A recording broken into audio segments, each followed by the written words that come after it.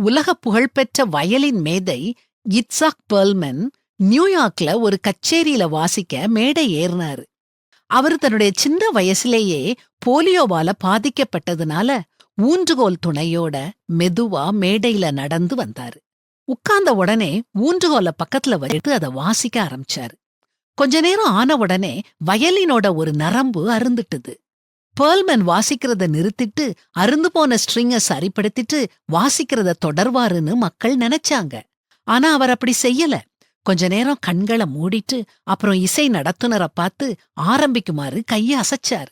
பெர்ல்மன் எங்க இசைய விட்டாரோ அந்த இடத்துல இருந்து மறுபடியும் வயலினை இசைக்க ஆரம்பிச்சாரு. உணர்ச்சி பொங்க ஆர்வத்தோட வாஞ்சையோட இசைச்சாரு.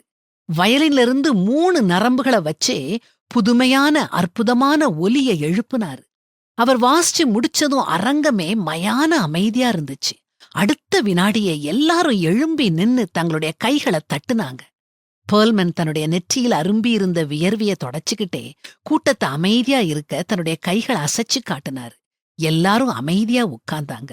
பெர்ல்மன் அவங்கள பார்த்து, நம்மிடம் மீதமுள்ளதைக் கொண்டு இன்னும் எவ்வளவு அழகாக இசையை உருவாக்க முடியும் என்பதை கண்டுபிடிப்பதே சில நேரங்களில் கலைஞரின் பணியாகி விடுகிறதுன்னு சொன்னாரு. நம்ம வாழ்க்கையிலையும் சில விஷயங்கள் அருந்து போயிருக்கலாம். நம்முடைய வலிமையை எல்லாம் கூட்டி சேர்த்து தொடர்ந்து இசைப்போம். உடைதல் ஒரு ஆசீர்வாதம். ஏன்னா அது நம்மை முன்னேற்ற பாதைக்கு அழைத்துச் செல்லுது.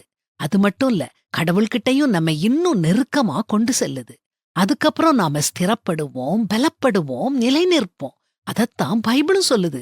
கிறிஸ்து இயேசுவுக்குள் நம்மை தமது நித்திய மகிமைக்கு அழைத்தவராயிருக்கிற சகல கிருபையும் பொருந்திய தேவன் தாமே கொஞ்ச காலம் பாடனுபவிக்கிற உங்களை சீர்படுத்தி, ஸ்திரப்படுத்தி, பலப்படுத்தி நிலைநிறுத்துவாராக.